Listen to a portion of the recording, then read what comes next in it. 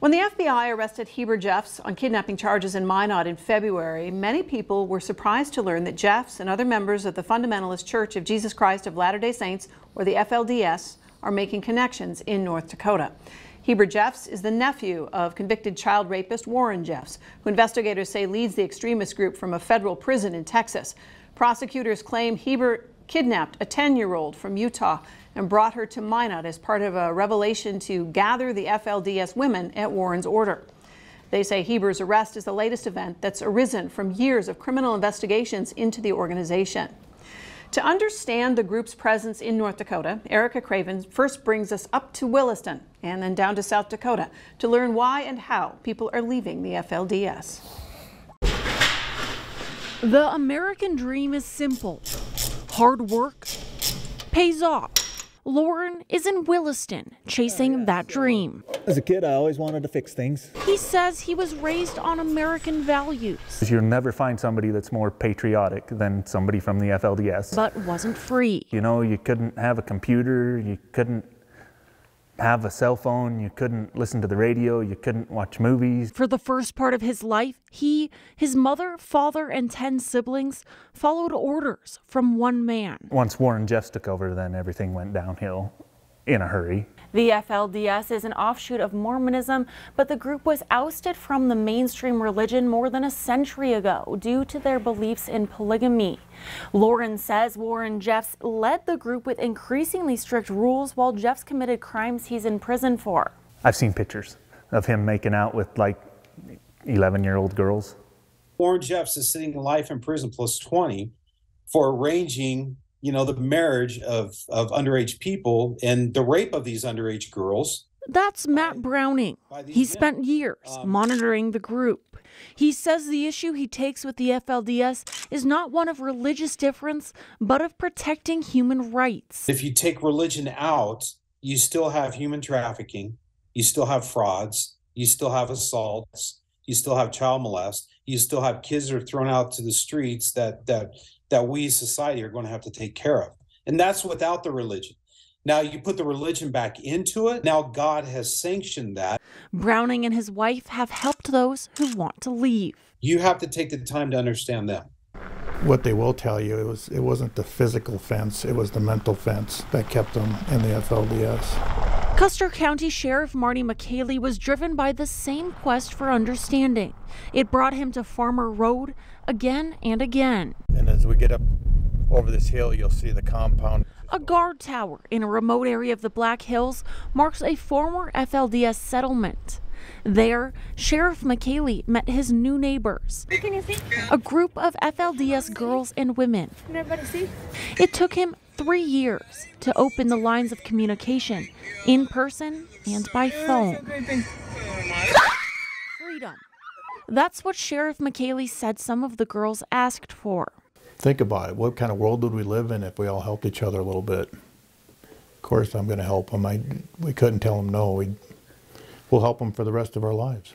Freedom. That's the word Lauren used too. When you're in something that deep, it takes a long time for you to decide that it's worth giving up everything and everyone you know for something you know very little about, but just you want your freedom. He decided to leave the FLDS in 2017 as Warren Jeffs gave a revelation virtually from prison. I moved up to North Dakota and I went to work, and I worked oil field where you could do all the hours you want, and that's how I just covered the pain, was at work. After work on himself, Lauren says he has no regrets. He started his own business and wants to someday get married, buy a house, and live the American dream. In Bismarck, Erica Craven reporting for your News Leader. Sheriff McKaylee and investigator Matt Browning say the former FLDS members they've helped are also doing well, and some are even going to college. Current FLDS members did not respond to our request for comment. Tune in tomorrow to learn more about why FLDS members are now purchasing land in North Dakota.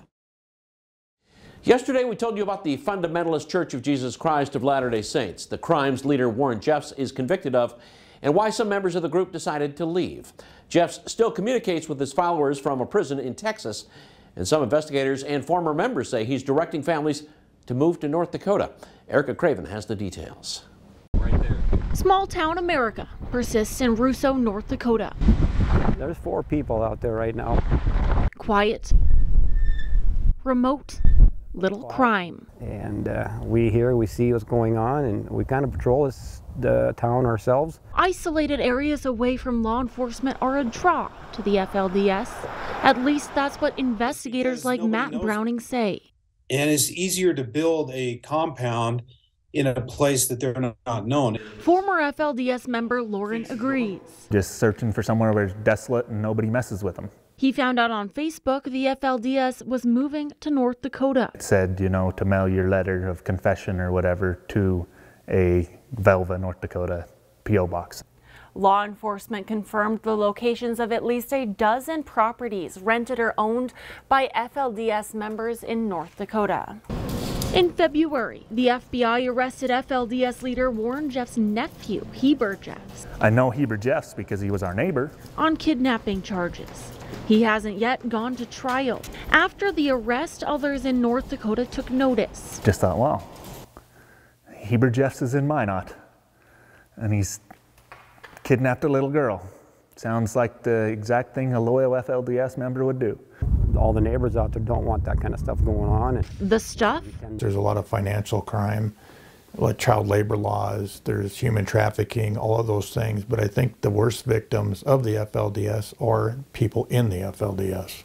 North Dakota Attorney General Drew Wrigley told us multiple law enforcement agencies are aware of the concerns. And, in the fullness of time, we'll look forward to sharing that information publicly, if appropriate. And between now and then, people can rest assured that the BCI and other entities are giving it the full attention that it requires. Michelle Erickson at the Abused Adult Resource Center says North Dakota has resources for potential victims too. The services we offer are for anybody trying to get out of a relationship that's not healthy. And a lot of the same things that are happening in domestic violence relationships are happening in those relationships. The power and control issues, the isolation, using your children against you, those things are happening in those relationships too. Lauren, who left the FLDS in 2017 and moved to Williston, and Sheriff McKaylee, who's helped several girls leave the organization, say FLDS members are isolated and taught to distrust outsiders. Both ask for empathy. They may have been led down a bad path by a pedophile leader, but I would say they are good people. If you deal with them, if you work with them, they'll pay their bills, they'll take care of you, they're honest. Lauren is proof he's building a new life away from the FLDS. His thoughts never far from those still living under Warren Jeff's rule. Investigators say they don't know how long FLDS members will remain in rural North Dakota. In Bismarck, Erica Craven reporting for your News Leader. Investigators say they don't know how many FLDS members have moved to North Dakota. They say they've learned to fly under the radar by spreading out, traveling hundreds of miles to visit grocery stores, listening to Warren Jeff's revelations over Zoom, and frequently moving members and breaking apart families. Matt Browning says the group has asked members who left to return.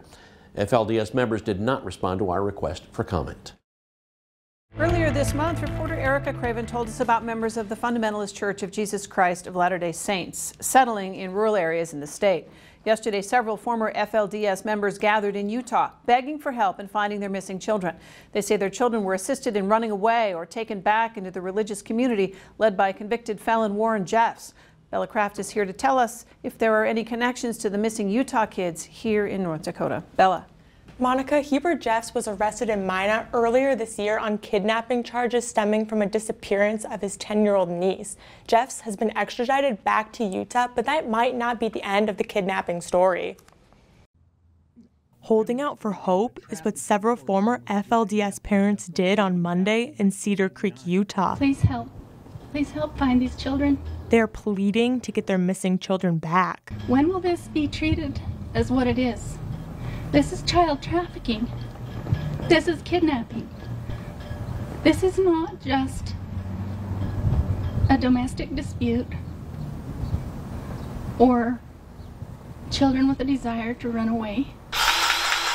A former FLDS member who now lives in North Dakota says he has a feeling some of those kids could be here in North Dakota. I have a hunch that there's definitely good odds they could be here. The group in Utah says it knows of 19 children that have gone missing. They say Warren Jeffs' latest prophecy is asking members to gather children. I've heard that North Dakota is the new gathering place for Zion. The former FLDS members in Utah say their children are leaving or being kidnapped in the middle of the night. The mothers say their kids are being told where to go and even given survival tools and phones. It's definitely kidnapping, but the thing is it's hard to know if the kids that are, teenagers wanted to stay with the church or not. Children belong to the leaders. They don't belong to the parents. An attorney for the Utah group says sometimes custody situations occur when one parent leaves the church and the other stays. Police say runaway cases are hard to track. I've tried to explain to them that this is not just her running away. They're hiding her. She was told what to do, where to go. The former FLDS member we spoke with left the church in 2017 and is now working in North Dakota, but has little contact with members of the religious organization. Heber Jeffs is being held in Paiute County, Utah, awaiting trial.